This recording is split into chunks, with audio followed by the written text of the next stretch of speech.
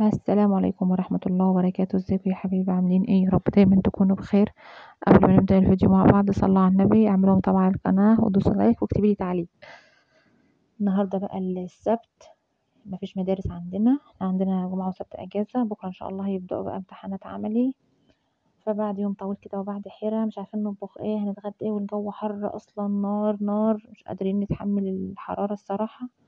وبرضه محتارين في نفس الوقت. انا ما كنتش هعمل اكل، بس ايه، العيال صعبت عليا، قلت ايه، الحر لسه بادئ، فمش من اولها كده هنبدا ايه تسلقه يعني. فقلت نقوم بقى، كان عندي كيلو كده اجنحه في التلاجة، كنت جايبه اول الشهر. قلنا نطلعه بقى ايه، نعمل عليه كام بطاطسيه كده ونحطهم في الفرن. طبعا طريقتها اصلا معروفه ومعتمده يعني، بس انا بحب دايما اضيف للسلطه البطاطس دي توم. انا بفضل كده، بتديها طعم حلو قوي وبتديها إيه، نكهه حلوه.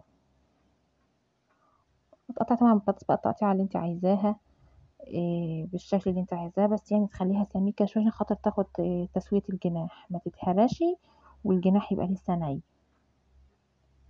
طبعا بنشوح البطاطس في الاول تشويحة كده ايه بالخضار بتاعك بقى. انا بحط كله ني في ني يا جماعة. مثلا في ناس اشوفها تقول لك إيه، حمر البصلايه الاول حمر، لا انا ما بعملش كده، انا بحط كله على بعضه ني في ني.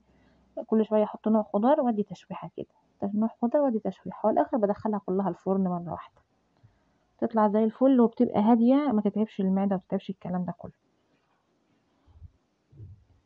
طبعا الجو حر النهارده قوي زيادة عن اللزوم.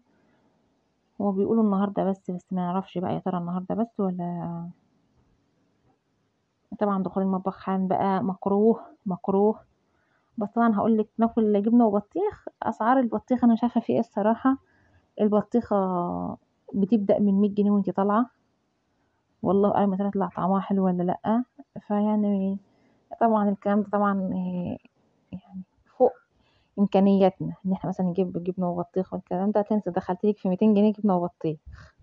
اعملي لك بطيخه كده محترمه وتجيبي لك نص كيلو جبنه براميلي والعيش ومش عارفه ايه، تخش في 200 جنيه والاخر النتيجه جبنه وبطيخ.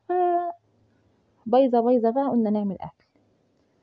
والحر صحيح معمول. طبعا كنت انا غاسله الاجنحه ونقعها كويس في دقيق وليمون وكده، بصفيها حلو من الميه وببدا ان انا احطها على وش صينيه البطاطس. رصتها زي ما انتم شايفين، هو ده كيلو يا جماعه مش اكتر يعني.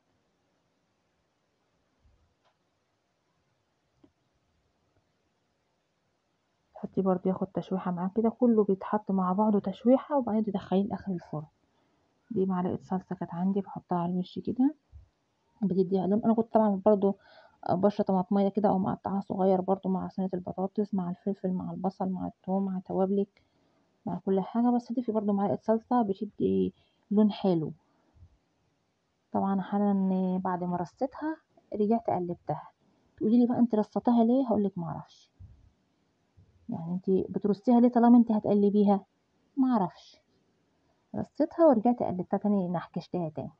يلا ادي احنا بنلعب. عشان هقول لكم ليه. عشان انا كنت افتكرت، عشان انا كنت نسيت الملح، فبعدين ما حطيته قلت هرجع احط بقى الملح. طبعا البطاطس ما عليهاش ملح، فعشان تتقلب كلها كنت دخلتها الفرن بقى. كمل سواها، هي بتخش الفرن بعد التشويحه ديت حوالي تلت ساعه نص ساعه بالكتير بتبقى استوت، متاخدش وقت خالص. بطاطس مستويه وجميله ومرمله اهي، وبالهنا والشفا.